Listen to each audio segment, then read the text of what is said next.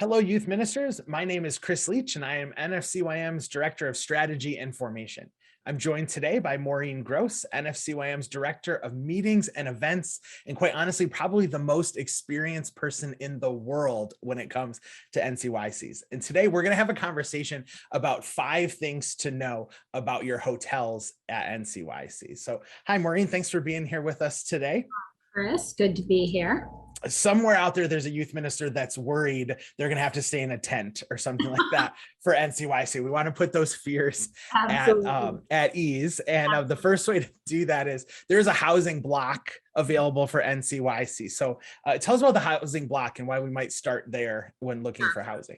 So when we looked at Long Beach originally, or when we look at any city for NCYC, one of the things we look at is how many hotels do they have? What quality are they?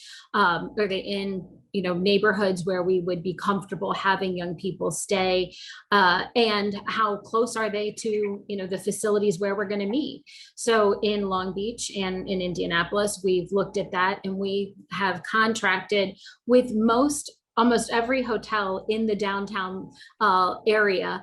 And in Long Beach in particular, we have contracted mainly with hotels that have interior hallways, because it is an older beach community. So they have some motel type things, but we have one of those in our block, but it's more of a courtyard setting. That's the Cove. But the rest of the hotels are all typical full service hotels. And when I say full service, I also mean on the spectrum. You have some that have meeting space and have, grand lobbies and all that kind of stuff. And then you have ones that are more limited service where there really are about sleeping rooms and, a nice entryway and some safety, but you're not going to find all of those extras.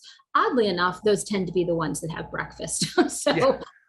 It really just depends. Although with the pandemic, some of those free breakfasts have disappeared, even from brands that have long time had them. So they're starting to come back, we hope.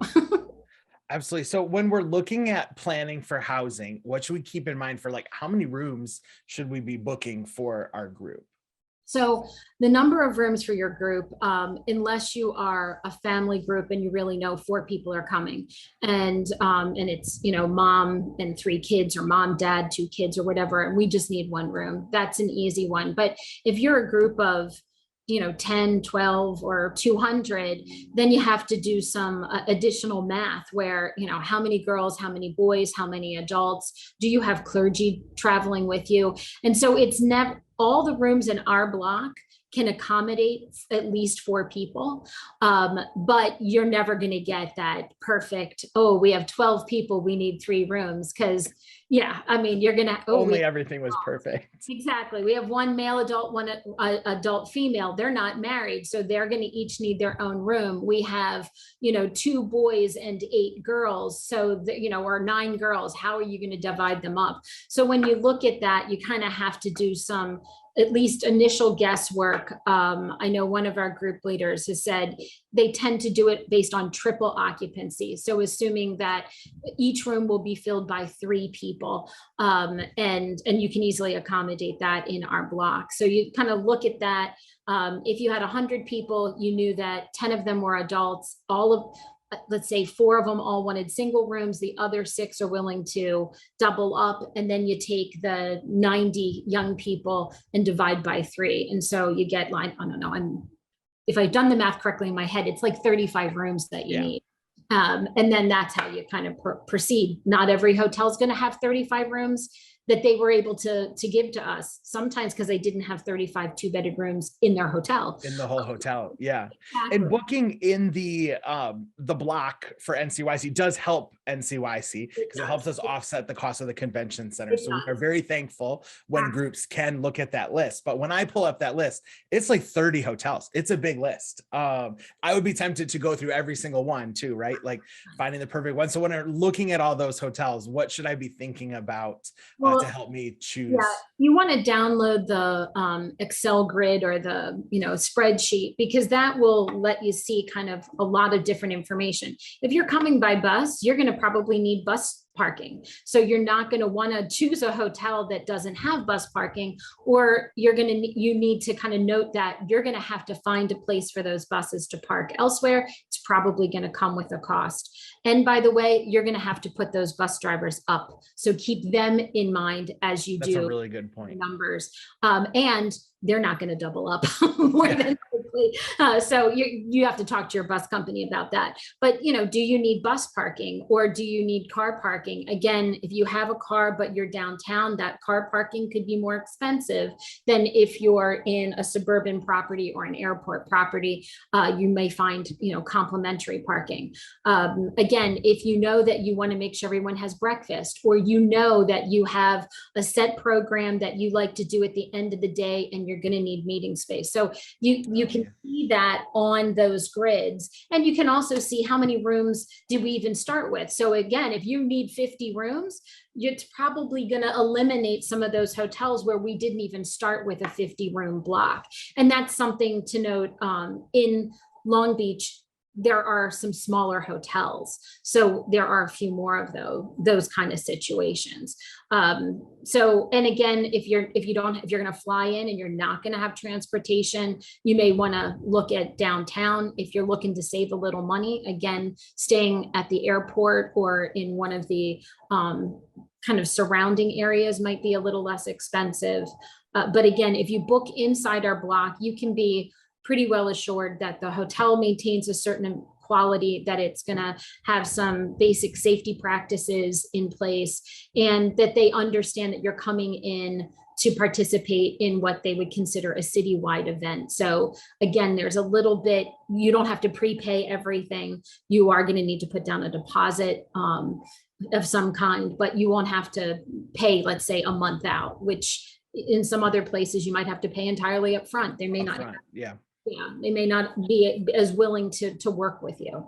Now, I think anybody can see that list of hotels, but it is group leaders that need to go on and book that. So how should they start doing that? Sure. So if you've already purchased tickets and if you purchase tickets within our ticket system, you'll have seen, once you kind of create your account, that there's a space where you can request rooms. And we do divide it if you're requesting 10 or fewer rooms, or if you need 11 or more. And that's because, as we said, not every hotel has big blocks.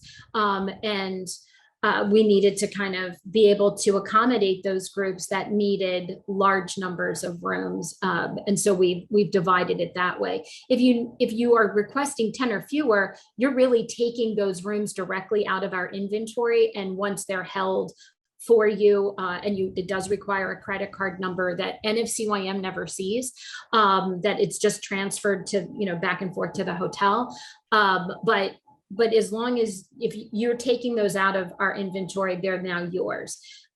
If you're 11 or more, that takes a little bit more human skill. And so we have a team that's going to look at that request and then match you up with the right hotel based on selection criteria that you gave, which could include the exact name of the hotels you're interested in. But let's say they're sold out, the group before you took the last room, then they have those criteria that help them then match you to the right property. And that all happens in conversation. But the group leader, the one who really is responsible for bringing the participants to NCYC, should be the one who's requesting that housing. Typically, that's also the person who purchased tickets, though if it's a big group, one person may be more responsible for registration and somebody else is handling housing, but they're talking to one another. But what you don't want is, it's not every person in your group should not be going in and individually requesting housing. Then your group's going to be spread all over the place, and it becomes a more of a mess than you might think. Yeah, maybe we'll see you at NCYC. Yeah. Exactly. Also, well, you guys have done a great job on the NCYC page of putting lots of information about housing and an FAQ and all that kind of stuff. So we do encourage people to check that out. For those of you who are watching, the 2022 National Catholic Youth Conference takes place November 10th through the 12th in beautiful Long Beach, California. There's two ways to bring a group to NCYC. The first is to join up with a delegation from your diocese if your office is sponsoring one. And the second is to purchase tickets as a parish and attend on your own. And you can learn more about both both of those options at ncyc.us. Thanks so much, Maureen.